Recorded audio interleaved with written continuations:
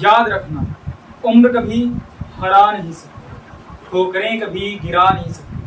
अगर जिद है जीतने की तो हार भी कभी हरा नहीं सकती। जय हिंद साथियों, मैं बलराज सिंह स्वागत करता हूँ आप सभी का आपके अपने छोटे से परिवार सुपर टारगेट मैथमेटिक्स चैनल। दोस्तों कैसे हैं आप सभी? आशा और उम्मीद बिल्कुल मस्त, बिल्कुल जबरदस्त हो गए। दोस्तों बहुत दिनों के बाद आपसे मुलाकात हो रही है। तो दोस्तों आज से आप लोगों ने तो तुमने देख ही लिया होगा, आज से हम टॉप 100 क्वेश्चंस अर्थमेटिक के शुरू कर रहे हैं, जिसमें से मेरे दोस्त हम सबसे पहला टॉपिक अपना ले रहे हैं। उस टॉपिक का नाम होगा मेरे दोस्त प्रॉफिट एंड लॉस। हम दोस्तों आज अपना पहला टॉपिक ले रहे हैं और इस टॉपिक का नाम होगा प्रॉफिट एंड लॉस। मुश्किल से हर एक टाइप से 15 से 20 प्रश्न मिलेंगे हर एक टॉपिक से, यानी कि टॉप 100 क्वेश्चंस आपको मैं कराने वाला हूं अर्थमेटिक के। 100 क्वेश्चंस में अर्थमेटिक आपको मैं कंप्लीट रिवीजन करा दूंगा। तो ठीक है दोस्तों, तो चलिए पीडीएफ आपको मिल जाएंगी टेलीग्राम चैनल पर, ज्वाइन कर लीजिएगा। और मेरे दोस्त ध्यान दीजिएगा, क्वेश्चंस आपके बगल स्क्रीन पर होंगे और मेरे सामने होगा, उस प्रश्न को देखेंगे और उसका जवाब देंगे। तो दोस्तों हमारी और आप पहली प्रश्न आपकी स्क्रीन पर है, देखिएगा और इसका जवाब दीजिएगा। करते हैं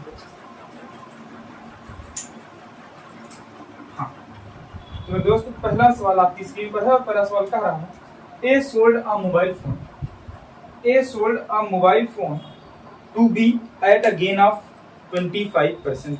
यानी मेरे दोस्त कह रहा है कि ए ने एक मोबाइल फोन बी को बेचा और 25% के मुनाफे पर बेचा है। And B sold it to C at 10% loss, और बी ने इसे सी को 10% हानि पर बेचा। यानी भैया 25% लाभ का मतलब हो गया प्लस 25%, और प्लस 25% का मतलब होता है 1/25/100/4, यानी कि 4 की चीज को 5 पर बेचना। ठीक है दोस्त, यानी कि कह रहा है ए ने बी को 4 की चीज जो है वो बेच दिया है 5 पर मेरे दोस्त। ठीक है, यानी ए ने बी को 25% का लाभ पर बेचा, यानी अगर एक किसी सामान को 4 में खरीदा है तो उसे बी को 5 रुपए में बेच दिया। फिर कह रहा बी ने इसे 10% हानि पर सी को बेचा। ये ए ने जो बी को बेचा है ये 25% प्रॉफिट पर बेचा है, और बी ने फिर इसको सी को बेच दिया और ये 10% का लॉस किया। यानी 10% की अगर फ्रैक्शन वैल्यू की बात करें तो 1/10 होगी, यानी 10 की चीज को 9 पर बेचा जाता है, 10 की चीज को 9 पर बेचा जाता है। हम यहाँ पे एक 0 और लगा लेते हैं ताकि हमारी वैल्यू जो है पॉइंट में ना आए। यानी 10 की चीज को बी ने 1 पर बेचा और 10 की वैल्यू क्या है 50, यानी 50 की चीज को बी कितने रुपए में बेचेगा तो आप भैया 5 की हानि पर बेचेगा, यानी कि 45 में बेचेगा, सी को 45 में बेचेगा। यानी भैया 1/10 का मतलब हो गया बी ने 10 की चीज को 9 में बेचा है, 1/10 की हानि का मतलब कि 10 की चीज को 1 रुपए की हानि पर 9 में बेचा, और ये 10 की वैल्यू दी हुई है 50 रुपए, यानी 10 की वैल्यू अगर 50 तो 9 की वैल्यू हो जाएगी 45, 1 की वैल्यू 5। ठीक है दोस्त, तो यानी कि बी ने सी को से 45 में बेच दिया। फिर कह रहा है सी ने इसके लिए 5,625 रुपए दिए, यानी सी पेड 5,625, यानी ये सी ने रियल जो वैल्यू दी है वो दिया है 5,625 रुपए, 5,625 रुपए सी ने दिया है। और हमारा जो रेशियो वैल्यू है वो कह रहा है 45 दिया है, 45 की एग्जैक्ट वैल्यू है 5,625 रुपए। फिर कह रहा है ए ने फोन को कितने रुपए में खरीदा था, ए ने फोन को कितने रुपए में खरीदा था। तो यहाँ से 45 की वैल्यू 5,625 दी हुई है, तो एक की वैल्यू निकाल लेंगे 45 1 45, यहाँ से 45 जाएगा तो 112 आएगा, फिर 45 90 जाएगा तो 225 आएगा, 45 5 225, यानी एक की वैल्यू आएगी मेरे दोस्त 125, एक की वैल्यू 125। और ए ने इसे कितने में खरीदा था कहोगे 40 रुपए में, एक की वैल्यू 125 तो 40 की वैल्यू कितनी है, तो 40 के इसमें गुणा कर दोगे भैया आ जाएगा 5,000, यानी ए ने इसे कितने में खरीदा था 5,000 रुपए में। अगर बी का पूछता तो भैया बी ने कितने में खरीदा है 50 रुपए में, और ए की वैल्यू 125 50 की वैल्यू निकाल लेते, यानी बी ने उस चीज को कितने में खरीदा होता वो भी वैल्यू निकाल लेते। लेकिन पूछा सवाल ने ए ने कितने में खरीदा, ए ने खरीदा है 5,000 रुपए में। ठीक है दोस्त, आगे बढ़ते हैं। अगर आपने परसेंटेज पहले से पढ़ रखा होगा तो बहुत ही बेहतरीन तरीके से सवाल आपको समझ में आया होगा। करते हैं मेरे दोस्त, दूसरा सवाल आपकी स्क्रीन पर है और सॉल्व कीजिएगा। करा the profit earned by selling an article for ₹832 is equal to the loss incurred when the article is sold for ₹448 what will be the selling price of the article if it is sold at 10% loss. यानी कह रहा है अगर कोई व्यक्ति किसी सामान को 832 रुपए में बेचता है तो उसे उतना ही लाभ होता है जितना वो 448 रुपए के सामान को बेचने के बाद हानि पाता है। यानी दोस्तों अगर ऐसी कोई कंडीशन आपको देगा कि इतने रुपए में बेचने पर उतना ही लाभ मिलता है जितना इतने में बेचने पर उतना हानि मिलती है। यानी कह रहा 832 में अगर कोई चीज बेचे हो, अगर वो 832 में कोई चीज बेचे तो उसे उतना ही प्रॉफिट होगा जितना वो 448 में बेच दे तो नुकसान होगा। यानी कि 448 में बेचेगा तो कुछ न कुछ उससे नुकसान होगा, तो जो यहाँ पे नुकसान होगा वही यहाँ पे फायदा होगा 832 बेचने के बाद। ऐसा सवाल देगा तो आपको अगर क्रय मूल्य निकालना होगा, सीपी निकालना होगा। जब सीपी निकालना होगा मेरे दोस्त तो कुछ मत कीजिएगा, दोनों को जोड़ के आधा कर दीजिएगा। 832 प्लस 448 इसको आप कर दीजिए आधा, आधा कर दीजिए तो आएगा भैया कितना आ जाएगा 1280। जब आधा करेंगे मेरे दोस्त तो आएगा मेरे दोस्त 640 रुपये। यानी भैया उस आर्टिकल की कीमत क्या है 640 रुपये है। अब भैया 640 में जब बेचेगा सामान को तो जितना यहाँ पे उसको लाभ होगा 832 में बेचने पर 640 चीज को, उतना ही 448 में बेचने पर उसे नुकसान भी होगा। इक्वल होगा प्रॉफिट और लॉस। जब ऐसा सवाल देगा तो दोनों को जोड़ के आधा कर देना होगा। उसके बाद कह रहा है यदि वस्तु को 10% की हानि पर बेचता है, यानी भैया वस्तु की कीमत कितनी है कहोगे 640 रुपए, और इसी 640 को 10% की हानि पर बेचे। 10% की हानि पर बेचने का मतलब होता है मेरे दोस्त, 10% की हानि पर बेचने का मतलब होता है कि अगर कोई चीज 10 की है वो बेचेगी 9 पर। 10% की वैल्यू होती है आप जानते हैं 1/10, तो यानी कि इसका मतलब हो गया 10 की चीज को 9 पर बेचा जाएगा।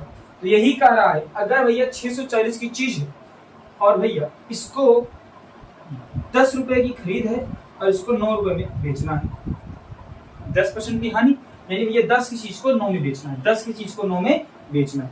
यानी ये भैया जो 640 है तो 10 की वैल्यू है, यानी कि ये कंप्लीट वैल्यू 100 की, और उसे बेचना कितने में 10% की नुकसान पे यानी 90 पे। तो यानी कि अगर कोई चीज 10 पे खरीदे तो 9 पे, यानी अगर इसे मान लो 100 तो यहाँ 90 मानना पड़ेगा। बात तो 100 की चीज को 90 पर बेचना है तो 640 है और इसकी वैल्यू कितनी है 100, निकालना कितना है 90। जितनी उसकी एग्जैक्ट वैल्यू होगी वहां उसको रखते हैं नीचे, तो ये 640 100 की वैल्यू है, निकालना है 90 की वैल्यू, जो निकालना होता है उसको रखते हैं ऊपर। दोस्तों इसको आप सॉल्व कर लीजिए, एक जीरो से ये जीरो गया, थोड़ा इंक डाल देते हैं तो यहाँ से 0 से 0 गया और ये 0 से 0 गया, मल्टीप्लाई करोगे 9 जो 36 हाथ में आया 3, 9 से 54 3 76। यानी भैया 640 की चीज को वो अगर 90% की हानि पर बेचना चाहता है तो ये वो बेचेगा 576 रुपये। बोलो मजा आया नहीं है? आगे देखते हैं दोस्त, सिंपल लॉजिक है, आपने पहले तो क्लास किया ही होगा। ये दूसरा सवाल है, कौन सा सवाल था मेरे दोस्त? ये दूसरा प्रश्न। अब बढ़ते हैं आगे तीसरे प्रश्न पर। ठीक है दोस्त,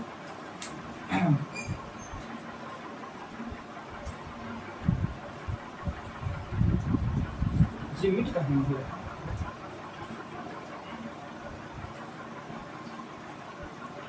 सवाल संख्या 3 स्क्रीन पर लगा देखिए, देखिए कह रहा है a person sold an article at a loss of 18%। Very good.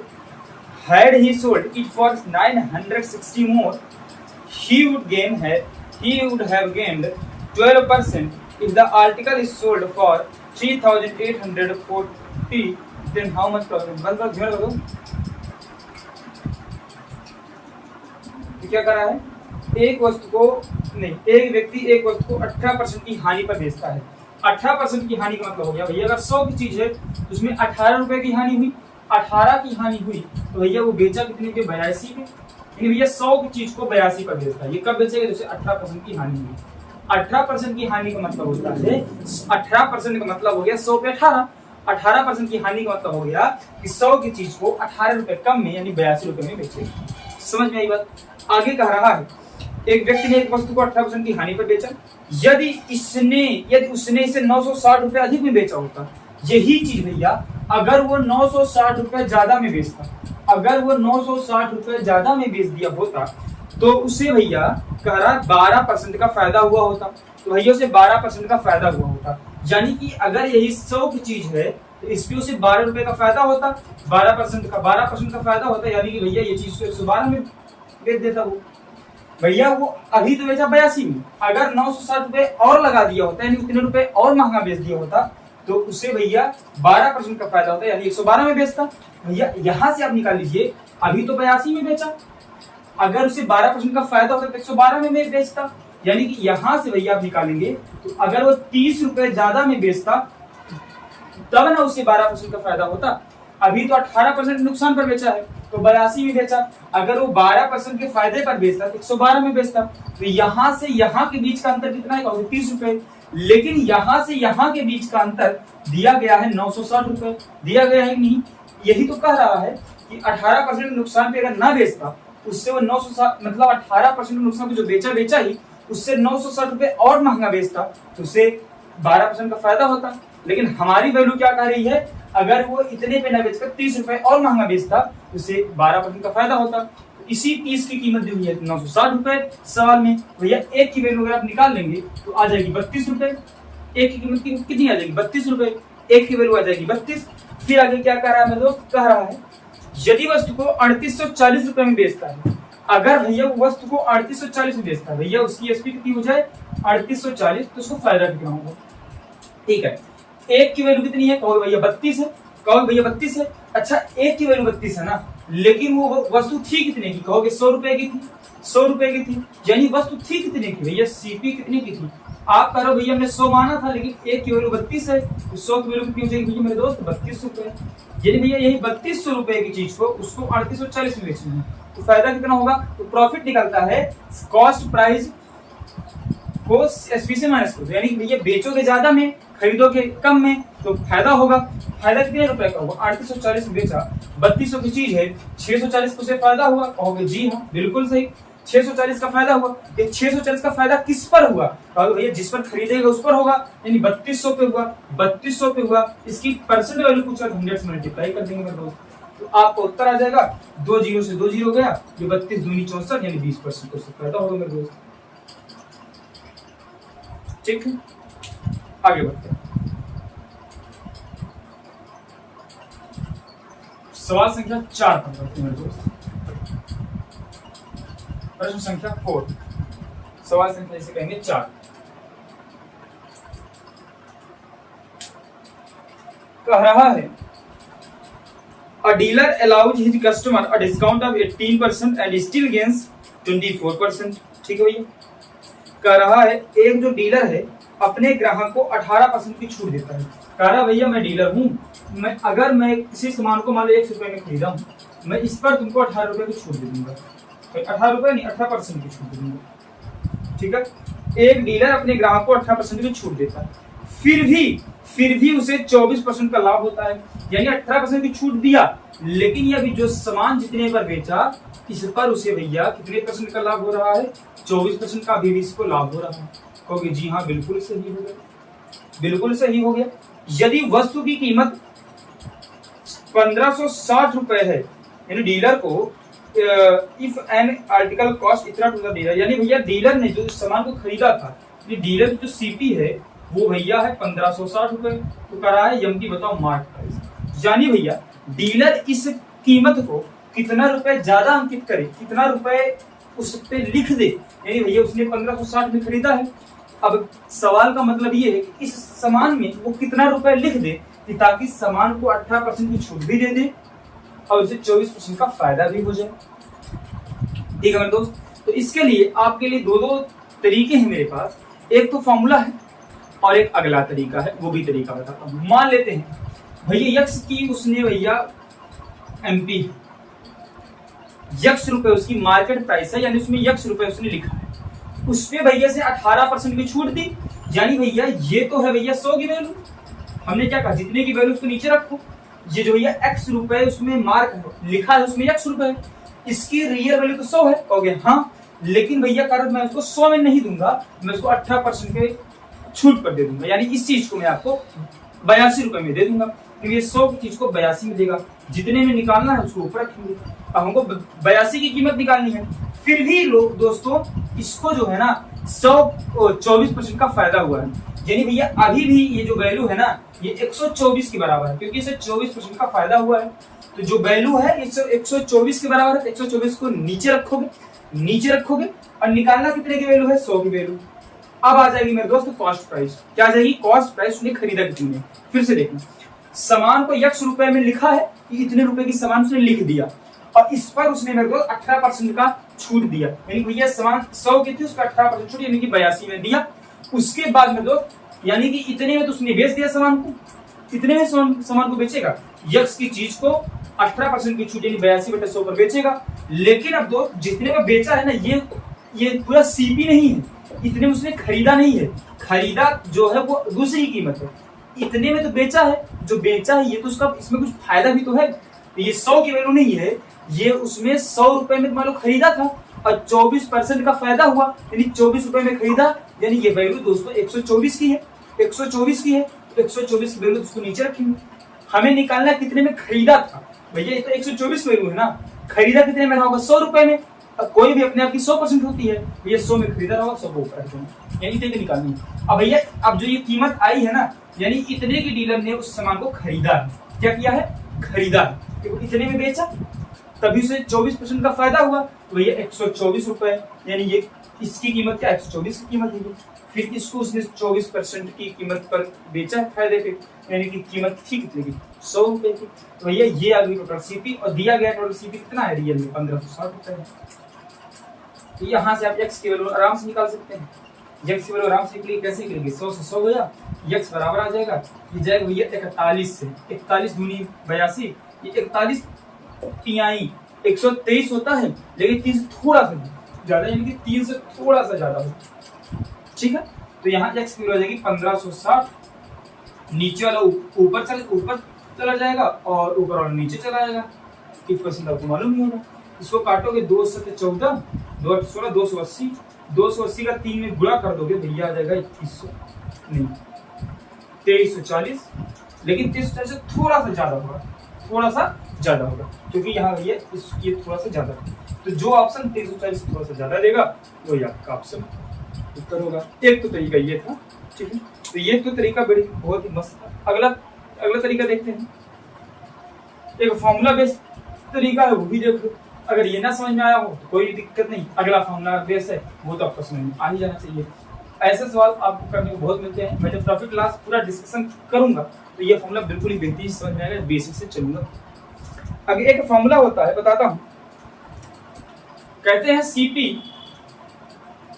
अपान में एमपी बराबर 100 माइनस डिस्काउंट अपान 100 प्लस प्रॉफिट परसेंट।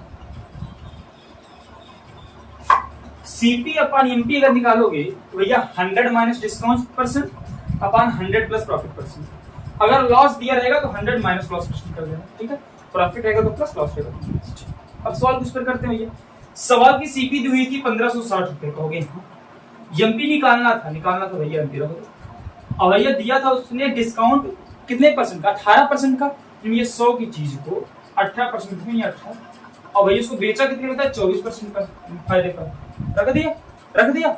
सॉल्व करो भैया, 1560 बटे एमपी बराबर 82 बटे 124, काटोगे 41 दूनी 41, 3 से थोड़ा सा ज्यादा आएगा, फिर वही चीज नहीं आ गया, जब क्रॉस मल्टीप्लाई करोगे तो 2 इंटू एमपी बराबर 1560 गुणे 3 से थोड़ा सा ज्यादा, इस 2 को इधर लोगे तो अपान में आ जाएगा, तो वही चीज नहीं आ रही है फिर से, तो 2 से 14, 2 से 280, इन्हें भैया फिर से आ गया 2340, उससे थोड़ा सा ज्यादा आएगा। एग्जैक्ट निकालोगे तो शायद 2356 के आसपास आएगा, ठीक है। तो ये हो गया इसकी, ये तो सीधे फॉर्मूले पे था, तो फॉर्मूला वाला भूल गया हो तो क्या करोगे, इसलिए दोनों तरीका बता दिया आपको। आगे बढ़ते,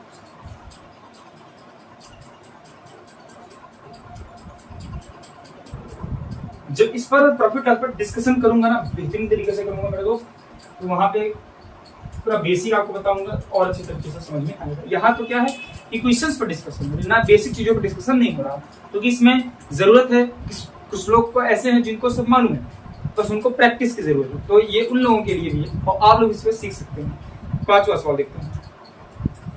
Aditya sells 2 wrist watch from his personal collection for ₹12,600 each. यानी भैया आदित्य ने 12,600 रुपए में दोनों घड़ी बेची, यानी एक घड़ी, यानी पहली घड़ी भी उसने 12,600 बेची और दूसरी घड़ी भी उसने 12,600 पर बेची। इसकी एसपी है, खरीदा नहीं इतने में, बेचा है। उसके 2 घड़ी थी, दोनों को उसने 12,600 में बेच दिया, एक को 12,600 में, दूसरे को 12,600। फिर कह रहा है on the first watch he gain 26%।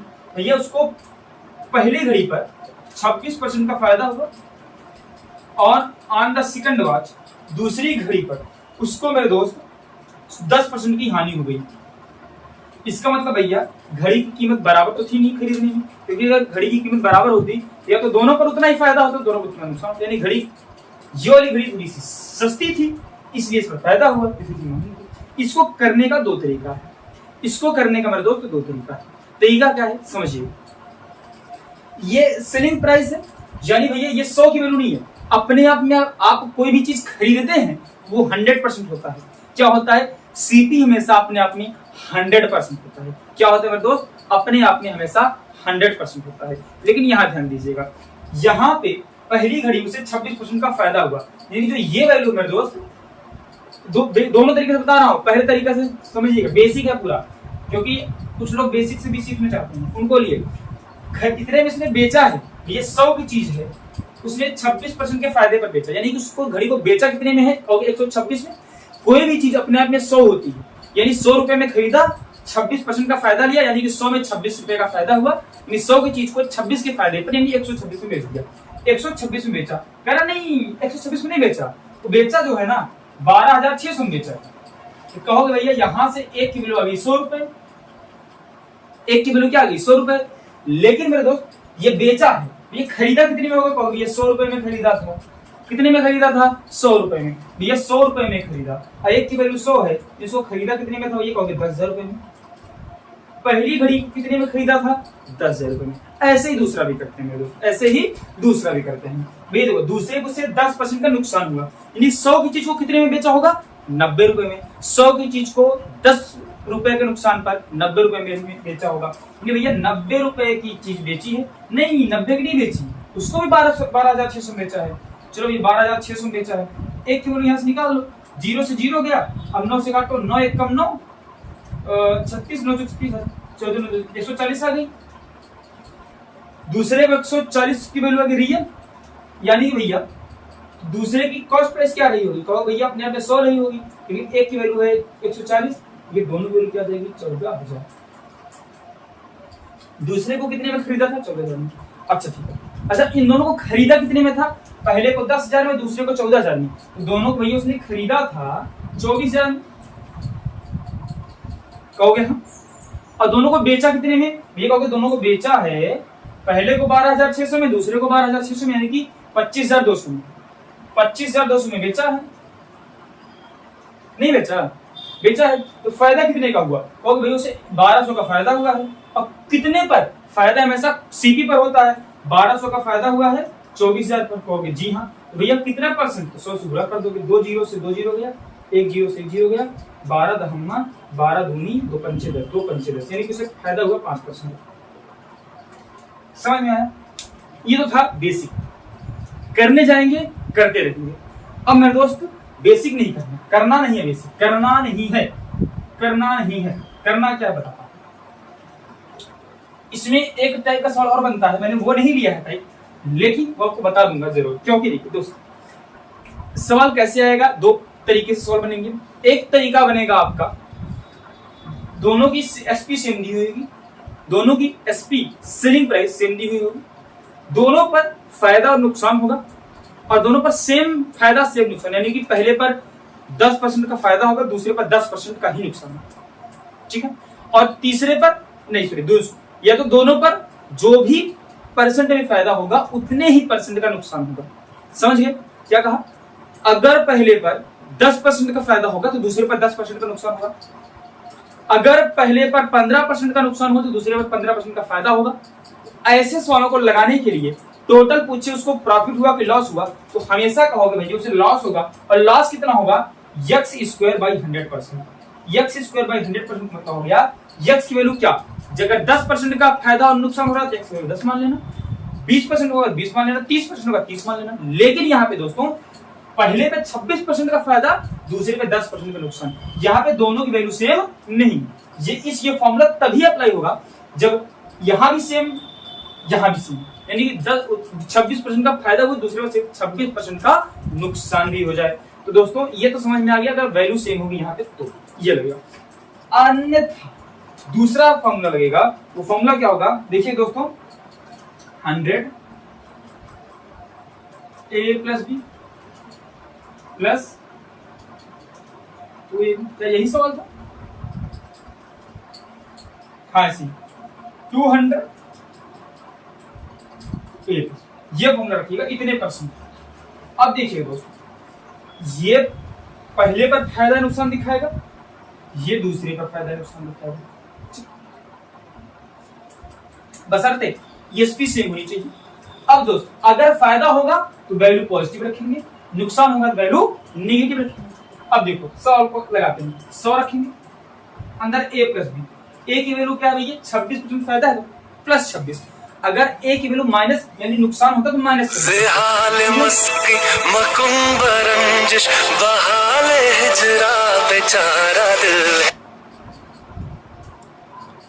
चलो तो ए पर 26% का क्या होगा फायदा हुआ, तो ये इसको प्लस में 26 रखेंगे, और बी की वैल्यू क्या है -10, दूसरे पर 10% का नुकसान हुआ है तो माइनस में मानेंगे वैल्यू, अगर पहले पर नुकसान होगा तो माइनस में 26 रखते, प्रॉफिट होगा तो प्लस में, और अगर लॉस होगा तो माइनस में। ठीक है दोस्त, प्लस 2 इंटू ए की वैल्यू प्लस 26 इंटू बी की वैल्यू -10 अपान 200 ब्रैकेट में ए,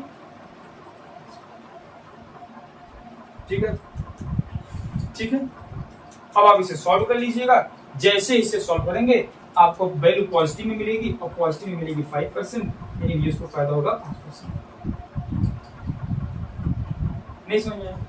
ये तो फॉर्मूले पे रहा, और दूसरा बेसिक रहा। फॉर्मूला भूल गए तो बेसिक काम करेगा, बेसिक बता दिया कि दोनों की पहले आपको सीपी निकालनी होगी अलग अलग, तो सीपी कितने की हुई, एसपी कितने की हुई, मिल गए आपको, तो आप प्रॉफिट या लॉस दोनों निकाल सकते हैं।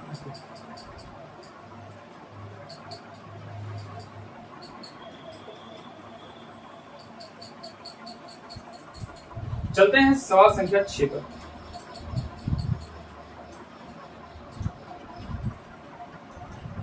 थोड़ा सा टॉफियां भी खरीद लेते हैं। कह रहा a man bought toffees at 3 for a rupees, यानी भैया यहाँ पे रुपया लिखेंगे, यहाँ पे आर्टिकल लिखेंगे।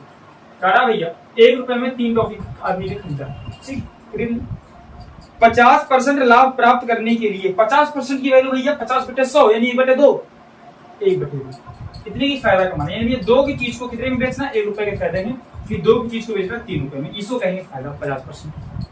50% का फायदा प्राप्त करने के लिए उसे एक टॉफी, उसे 1 रुपए में कितनी टॉफी बेचनी पड़ेंगी बताइए। 2 की चीज को 3 में बेचना है, ये 1 रुपए में 3 टॉफी खरीदा है, ये 2 रुपए में कितनी टॉफी खरीदेगा, 6 टॉफी। लेकिन भैया 2 रुपए में जितनी खरीदा है उसको बेचना कितने रुपए में है, 3 रुपए में। 2 रुपए में खरीदा कितना है, 6 टॉफी, ऐसी 2 रुपए की 6 टॉफी को बेचना है 3 रुपए में, तो कितनी टॉफी बेचेगा 1 रुपए में, 2 टॉफी। 3 रुपए में 6 टॉफी बेचनी है, 2 रुपए में 6 टॉफी खरीदा है, 3 रुपए में 6 टॉफी बेचनी है, 1 रुपए में कितनी टॉफी बेचा होगा, 2 टॉफी। सिंपल सा क्वेश्चन, ऐसे से क्वेश्चन ही सस्ती सीजन पूछे गए हैं। ठीक है दोस्त, ये मत सोचिए बहुत ही सिंपल सवाल मैंने ले लिया है, नहीं, पेपर से उठाया है प्रश्न, और पेपर में आएगा भी, छपेगा, सिर्फ देख उत्तर लगाने वाले होंगे इसमें। सेकंड लास्ट प्रश्न आपकी स्क्रीन का, 2 successive discount of 20% and 25% on the MB mark price of an article are equal to a single discount of 250। यहाँ से पहले कर लेते हैं। कह रहा है भैया 2 डिस्काउंट दिया गया, भैया देखो दुकानदार आपको छूट देता है, कभी कभी देता है मैं आपको 10% की छूट दे रहा हूँ, लूट लीजिए, फिर कहेगा मैं को 2 छूट दूंगा, 10% की दूंगा और एक और छूट 5%, सीधे नहीं कहेगा मैं आपको 15% दूंगा, भैया 10% की छूट दूंगा और 5% की छूट दूंगा। यहाँ पे इसका मतलब ये नहीं है कि मैं आपको 15% का छूट दूंगा, इसका मतलब हो गया मेरे दोस्त 15 5 यानी कि 14.5% के आसपास आएगा छूट, ठीक है। यानी कि भैया उसको जोड़ मत दीजिएगा। वही कह रहा है एक दुकानदार ने छूट दिया, और छूट दिया पहले पर 20% और दूसरे पर दिया 25%, तो भैया ये छूट 45% नहीं हो गई, छूट 45% नहीं हुई। पहले पर 20% की छूट दिया, ठीक है, दूसरे पर 25% की छूट दिया, बहुत सही। और ये जो छूट है ना, ये 250 रुपए के बराबर आएगी। कितने रुपए के? 250 रुपए। ऐसा सवाल लिखा, मैंने नहीं कहा। इसका जो 20% और 25% का जो सक्सेसिव डिस्काउंट मिला है मेरे दोस्त, वो 250 रुपए के बराबर है, वो 250 रुपए के बराबर है। ये कहा ना, हाँ, और इक्वल टू सिंगल डिस्काउंट 250। यानी अगर वो 250 की छूट दे दे तो वो छूट इसी के बराबर हो जाएगी कि इतने रुपए की छूट दिया। भैया 20% और 25% की छूट दिया, यानी सामान में कितना परसेंट छूट दिया ये निकालने को देगा। सीधे एक फॉर्मूला अप्लाई कीजिएगा, सक्सेसिव डिस्काउंट देगा, इक्विवेलेंट डिस्काउंट निकालना होगा, 2 छूट देगा, उसके बराबर एक तीसरा छूट, यानी कि तीसरा छूट कहेगा भैया इसके बराबर कौन सा छूट होगा, वैसा निकालने को देगा। यानी कि भैया सीधे रखिएगा x plus y plus minus, ठीक है। यक्स की वैल्यू क्या मेरे दोस्त? 20% की छूट है, रख दो माइनस में 20। दूसरे में भैया y पर 25% की छूट है, रख दो माइनस 25। इन दोनों का कर दो गुणा, तो 20 और 25 का आ जाएगा 500 हो गया। और भैया माइनस और माइनस क्या हो गया? हो गया प्लस बटे 100, ठीक है। 100 लोग लीजिए इसको, 100 से 100 गया, आ गया यहाँ पे क्या बच गया? 5। इसको सॉल्व कर लो, ये -20 -25 -45 प्लस 5, कितना परसेंट आ गया? 40%। यही भैया दुकानदार ने आपको चूना लगाया। आपने सोचा कि मुझे तो 20% और 25% लेकिन 45% छूट मिल रहा, नहीं, आपको 40% छूट मिल रहा है। अब ये 40% जो छूट है ये किसके बराबर है? कहोगे 250 के बराबर है। यही 40% की छूट 250 के बराबर है, कहोगे हाँ। 40% की छूट 250 के बराबर है, कहोगे हाँ। आगे समझते हैं सवाल क्या कहा है। If the market price of an article is 25% above the CP, MP निकाल लेते हैं मेरे दोस्त। 40% की कीमत 250, भैया 100 की कीमत कितनी होगी बताओ जरा। यानी भैया 40 की कीमत है 250, तो 100 की कीमत कितनी होगी? कहोगे 250 बटे 40 गुणे 100। होगी कि नहीं होगी? होगी। 40% की छूट दिया, लेकिन करा यही 40% की छूट 250 रुपए की छूट के बराबर है, यानी 40% की वैल्यू किसके बराबर है? 250। तो एमपी अपने आप में क्या ही होगी? 100 ही होगी, ठीक है भैया। एमपी अपने में 100 थी, तो 40 की कीमत 250, एक की कीमत 250 बटा 40, 100 की कीमत 250 बटा 40 बटे 100। निकालो भैया, 0 से 0 गया, 4 से गया 25 बार में, और 25 25 में 625। यानी भैया उसकी जो एमपी कितनी होगी? 25%। तो उसकी जो मार्केट प्राइस रही होगी, वो मार्केट प्राइस रही होगी भैया 625 रुपए। कह रहा भैया इसकी सीपी बताओ। अगर सीपी जो है वो मार्केट प्राइस से 25% कम है, यानी भैया सीपी नहीं, मैंने गलत बोल दिया। क्या कह रहा है? 25, हाँ, यानी कि जो भैया एमपी है सीपी से 25% ज्यादा है। यानी भैया अगर सीपी 100 थी तो एमपी से 25% ज्यादा 125 थी। ये सवाल ने कहा, मैंने नहीं कहा। सवाल ने कहा कि जो सीपी है वो एमपी सीपी से 25% ज्यादा है। अगर सीपी 100 है तो एमपी से 25% ज्यादा 125 है। तो यही 125 की वैल्यू क्या निकली है? 625। यानी एक की वैल्यू क्या आएगी? कहोगे 5 आएगी। भैया सीपी निकालना है, सीपी ठीक है 100, तो भैया 100 तो 5 की वैल्यू क्या होगी? 5। एक की वैल्यू 500 की 500, तो सीपी कितनी होगी? कहोगे 500 रुपए होगी। बोलो ऐसे तो सिंपल से लॉजिक है, सिंपल सा फंडा है, कर लीजिएगा इसको। बेहतरीन सा तरीका है, एक चुनिंदा सा तरीका है, मैं आपके लिए चुन के लाया हूं। अगला करते हैं दोस्त।